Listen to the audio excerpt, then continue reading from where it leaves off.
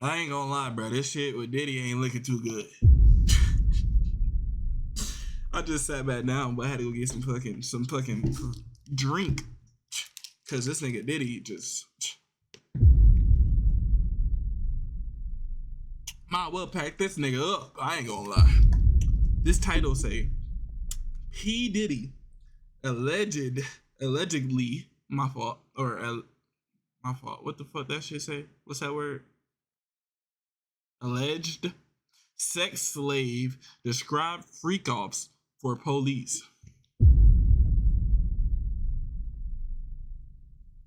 Let me read that one more time. P. Diddy. That word basically mean, like, I know what it mean, like, I just don't know how to pronounce it for some reason right now. I'm having a brain fart.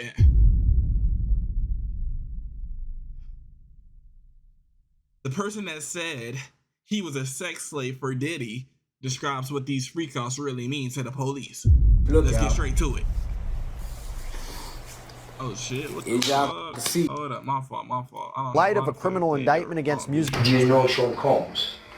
Puff Daddy? Yeah. P. Diddy, whatever you call himself these days. Yeah, go ahead. It is one of the strangest interrogations we have ever covered here on Sidebar. And in light of a criminal indictment against music mogul Sean Diddy Combs, some people are seeing it in a whole new way. We're taking another look at the bizarre claims made by a man accused of shooting up one of former President Donald Trump's Florida hotels and his connection to Sean Combs. Welcome to Sidebar, presented by Law and Crime. I'm Jesse Weber. What the fuck is going on, chat? I'm glad I clicked on this video. So as you know by now, rapper Sean Diddy Combs is facing sex trafficking and racketeering charges out in New York City, accused of using force and coercion to get people around him to facilitate and participate in so-called freak-offs, these group sex sessions that sometimes last for days at a time. The criminal indictment lays out the allegations, only names Combs as the defendant, although that could potentially change down the line. We may see more defendants. But since Combs has officially been charged and he's locked up behind bars, there have been a lot of videos that have been surfacing, particularly online. And one of those videos is the interrogation of a man named Jonathan Oddie. Now, this is a strange one, maybe some would say an odd one. See what I did right there? So I want you to stay with me. So we go back to 2018. And Jonathan Oddie allegedly went into the Trump National Doral Miami Hotel and Resort in the middle of the night and ostensibly went on a rampage. The state attorney's office says that Oddie fired shots in the lobby and toward the chandelier, then draped a giant American flag across the front. Sorry, that white man that was just the one you was just showing. He doing all this. Desk. There was a shootout when Miami police got to the scene, and Oddie was shot in the leg and tried to hide, but he was taken into custody. Faces multiple charges: attempted murder, armed burglary, grand theft. Now you might be saying, well, why are you talking about him? What is his connection to Sean Combs? Well, once Oddie was released from the hospital, he did an interview with police where he repeatedly asked to speak with the FBI, the CIA, Secret Service, the media. And during that conversation, he brings up, of all people, Sean Combs. Now, here's the thing. You might say, Jesse, what are you about to talk about? Does this guy sound crazy? I'll leave that to you. But what he ends up saying back in 2018 is kind of eerie, thinking about what... This was when?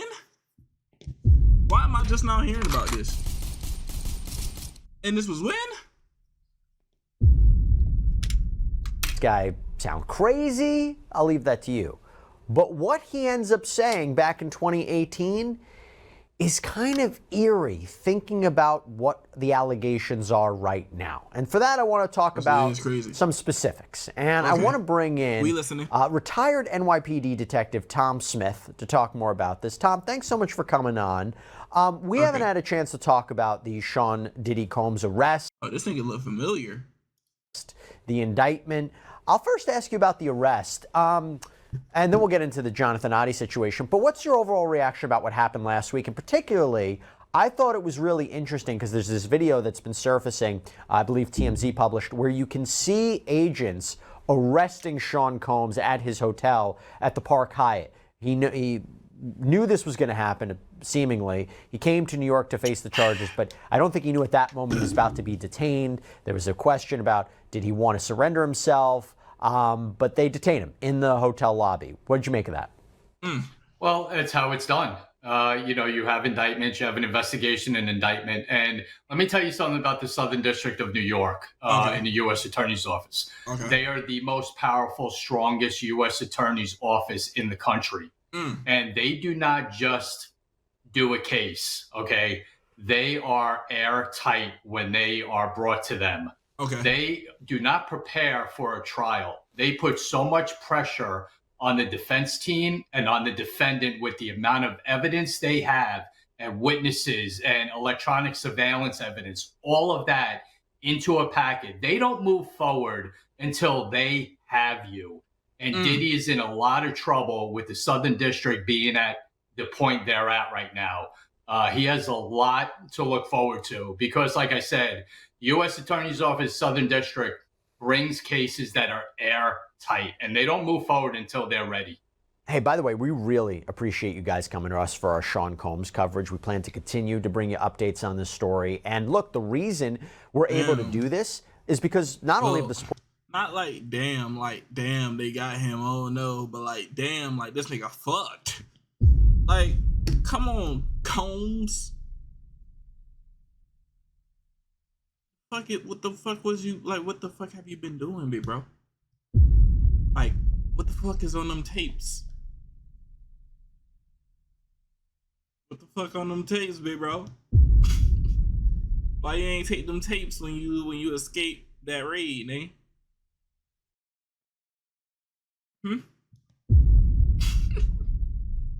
You funny, nigga. Support that we get from you guys, but also from our sponsors. And if I can, I want to call out one right now. Upside. So this is so cool. Upside.com.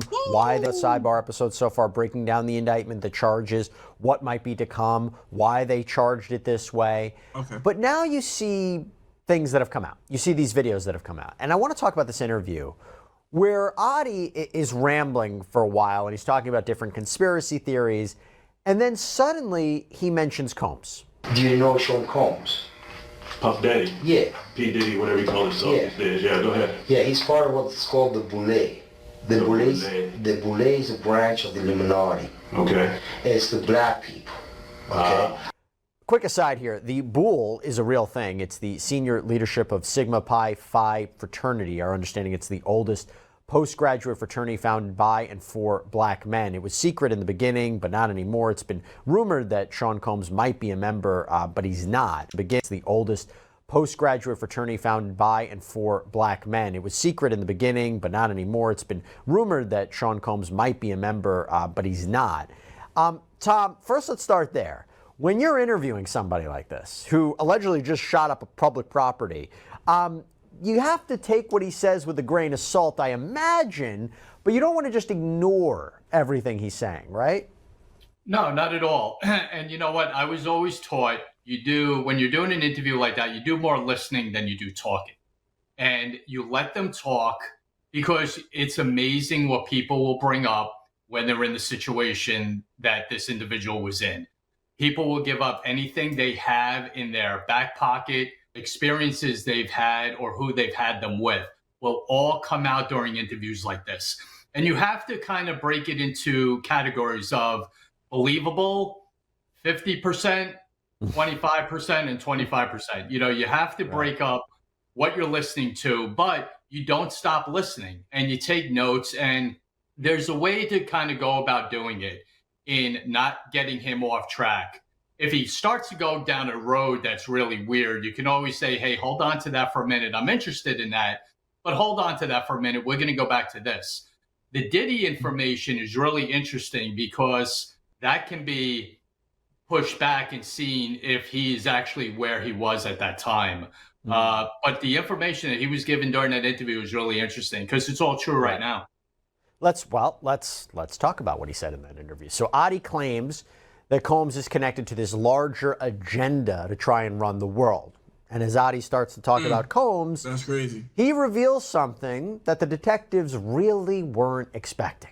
I had sex with Cassie and Sean Basically, he would masturbate and tell me what to do with Cassie. I had like 15 encounters, and I heard a lot of business. Because what they would do is Sean talks a lot on the phone and on the TV with speakers and stuff, and I was like a sex slave. Okay, for them that's what I was. That's all. All right. Now Cassie is Cassandra Ventura. This is Combs' ex-girlfriend, who filed the initial civil lawsuit against him last November. Really kickstarted this entire legal story because we saw after that a whole slew of other lawsuits that came out. And eventually this led to the federal criminal indictment. And while she isn't named specifically in the indictment, she is believed to be the person identified as victim number one in this indictment. It's with respect to the sex trafficking charge. And her story in her lawsuit and the accusations. If I'm not mistaken, didn't she die? Didn't somebody kill her? In the indictment. Wrong button. They said it was a plane crash, if I'm not mistaken. But was it a plane crash? Seem to line up. And Cassie claims that Combs abused her for almost their entire 10-year relationship. 10 years. She gets single, she die. Let me make sure she died. Did Cassidy die? Cassidy was born July 7th, Who the fuck is Cassidy? and is 42 years old. What's her name? Casey? Cassidy? How you say her freaking name? Let me hear it. Let me hear it, chat. Let me hear it. As victim number one in this indictment. It's with respect to the sex trafficking charge. And her story in her lawsuit and the accusations in the indictment seem to line up. And Cassie claims that Combs abused her for almost their entire 10-year relationship, using his money and influence to keep her from leaving. She claims Combs would have male escorts brought to his home or hotel rooms where these... So she ain't dead. Who was I thinking about? Was I just chatting? Didn't he kill Aaliyah?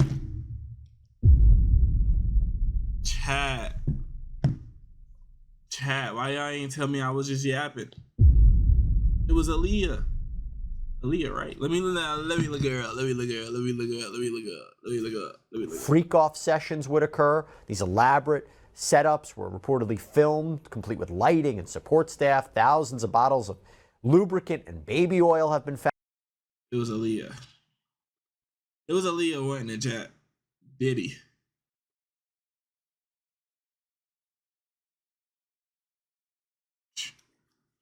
Found during the course of this investigation, and Combs reportedly used these sessions for his own gratification, but he also held on to the videos as collateral against whomever might be featured on them. And Cassie says that she was forced to take drugs when she participated in these freak-offs. Sometimes Combs would participate, sometimes he would just watch.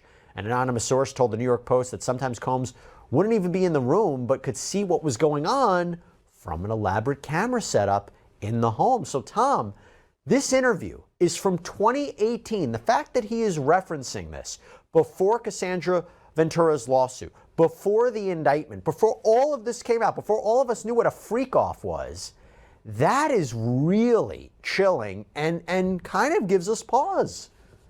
Yeah, it corroborates everything that is going on right now. And this guy becomes a witness.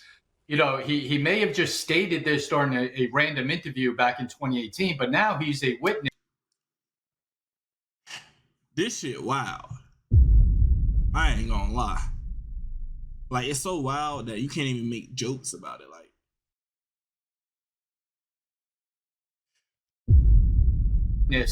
in the present day, they're going to go to him to see what else he knows. Now, when you have an individual like this, when you get him in this session now of being a witness, and you can kind of guardrail his way of thinking instead of just letting him go off on tangents, who knows what else he has or what other information he has about other crimes that were committed, who else was involved. There's a lot there, and you have to, you know, take him for his word right now until it gets to a point where you don't anymore. But he's going to start corroborating a lot of the information that's out there right now.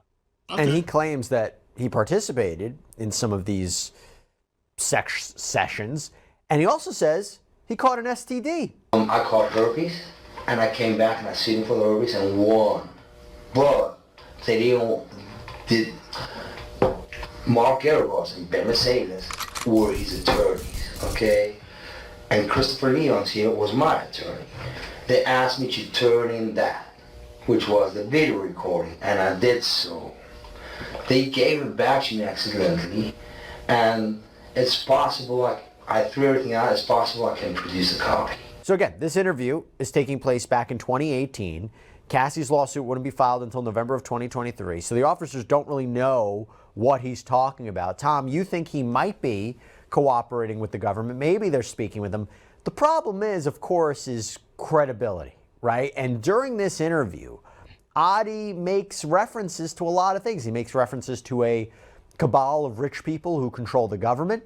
He claims the hip-hop world had its own goal. The hip-hop agenda is an agenda to move drugs all over the United States. You need to inform the DEA. They move all the dope, okay, all the dope on private jets, which don't get screened by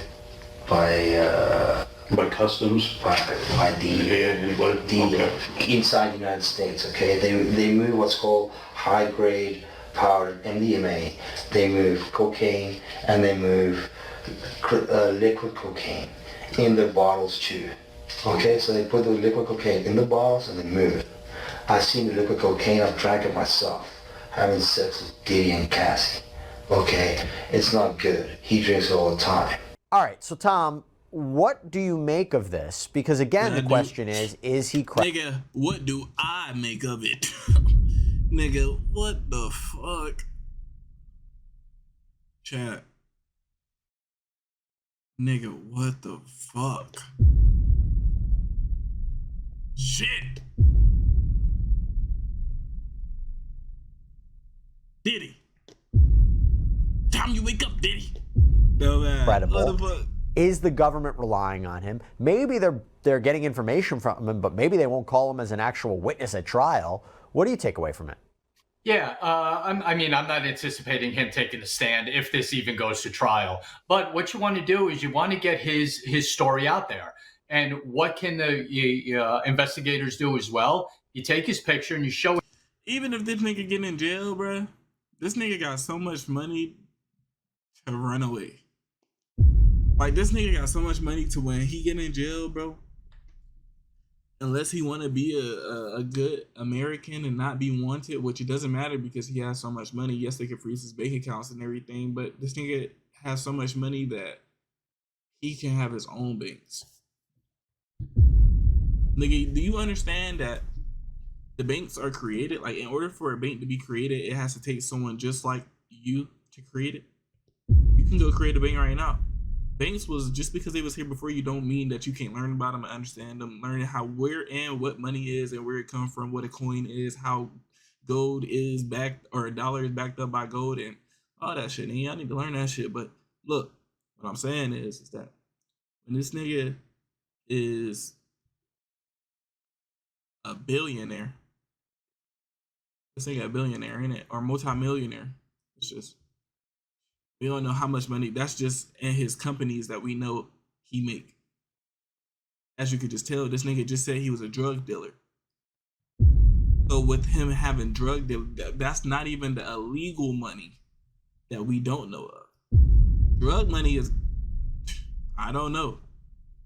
All I know is drug money ain't light when you already got money.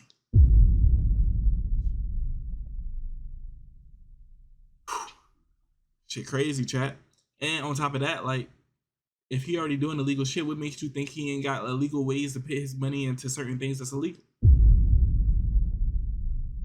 This nigga would get a tunnel. He already had tunnels in his house, apparently, from what I heard. From what I heard. Videos going out and shit like that about his tunnels and shit like that. And on top of that, not only do he got tunnels, this nigga can create a tunnel for him to escape prison. So once he escaped, nigga, It's over. El Chapo did it. You think this nigga ain't got resources? Think again. To other witnesses that are now cooperating. Who is this guy? Start kind of backtracking to who he is and get into a profile of him. If he's telling the truth, you start showing it to people who are in the know. Because listen, there's a lot of people no one knows about yet that are cooperating in this case and giving their statements because they want to get out in front of this. They know it's a crime. They know Diddy's in a lot of trouble and they don't want to get swept up in it. So there's probably a laundry list of cooperators with this. And what you start doing is if the stories are the same and you don't need them, you won't use them. If something he's giving is new and credible, then they'll follow up with it even more. You know what's interesting is that in one of these lawsuits, the one that was filed by Rodney Little Rod Jones, this is Combs' former producer, sued him for sexual assault. He writes in his complaint, quote, "They were made aware of this through complaints made by Cassie Ventura and the lawsuit by former Diddy sex worker Jonathan Oddie."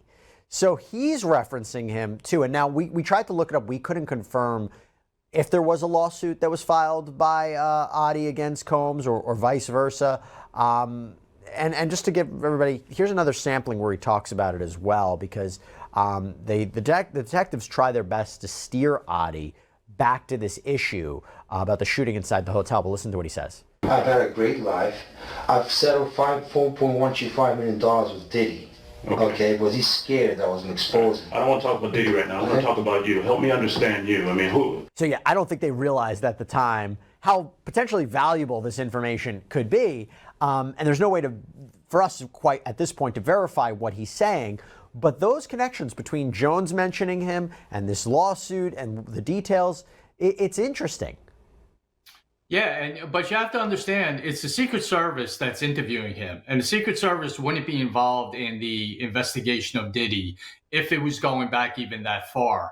It might have been a different tone if someone involved in maybe the FBI was doing that interview and heard this information, might have rang a bell with a possible investigation that was taking place then. So you have to understand the Secret Service is focusing on the shooting at the Trump Hotel. And when you start hearing this information about Diddy, I understand them trying to just get back on track with talking about the shooting because that's why they're there. But when you're sitting there, you take note of it, you understand what he's saying, and you pass it on. And hopefully they did that. You know, when you have information like that of criminal activity that's taking place, you hope that they passed it on to the right agency. I don't imagine they would give him some sort of deal. Like, hey, we know you have all this information, about Combs and the inner workings. Hey, I'm not sure they need him if that's a lot crazy. Of this is actually on videotape. All this shit is just crazy, my boy. I ain't gonna lie. So was that all he said?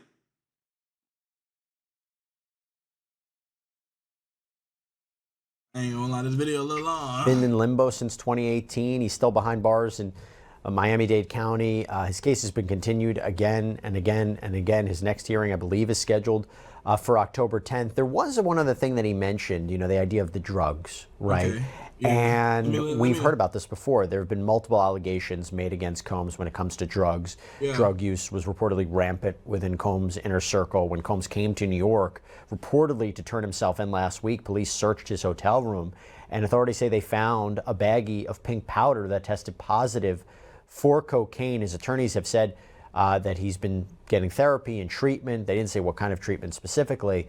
And although he is not charged specifically with drug offenses, that makes up underlying crimes within the racketeering case, this criminal enterprise, this organization that committed a bunch of crimes.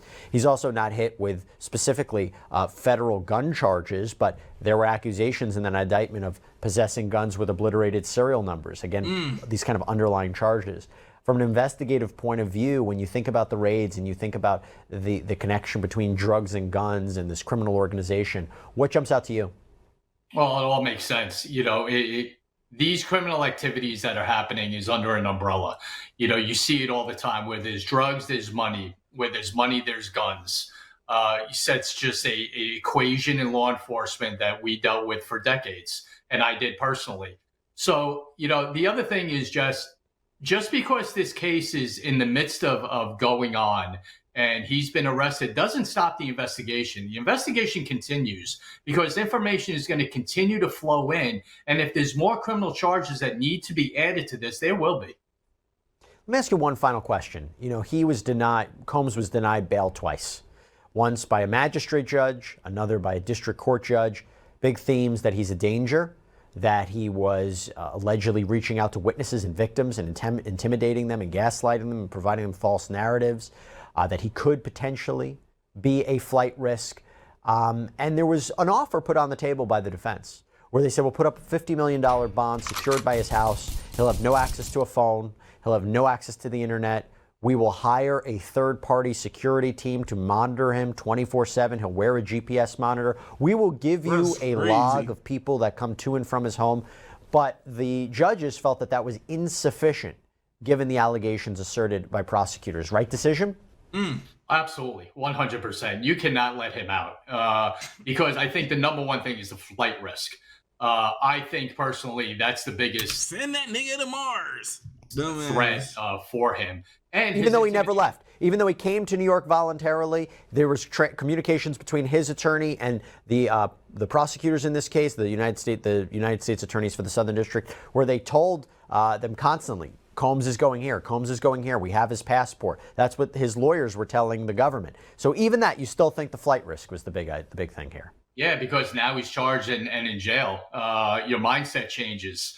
You know, the reality of sitting in a jail cell maybe for the rest of your life gets into your head now.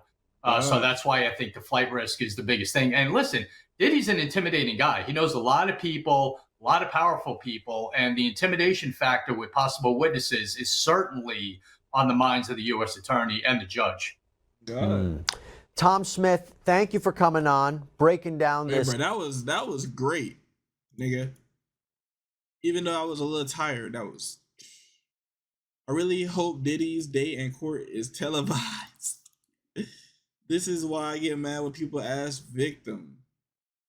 Why wait until now to say something? People have been saying something for many years and they were called crazy and nor not believed and nothing was done about it. This man has gotten away with destruction for years because of this. I believe every word Jonathan was saying. Tired shit. Hell yeah. Hey man, I fought with y'all boys later, man. I'm a little tired, but I'm gonna just edit these videos, hopefully get these videos out to y'all boys, and we're gonna keep grinding, bro. Keep grinding. Hey, bro, this nigga Diddy is crazy though. Like and subscribe, bro. Like and subscribe. Always like and subscribe. I love y'all boys. I'm gonna edit these videos. I'm out.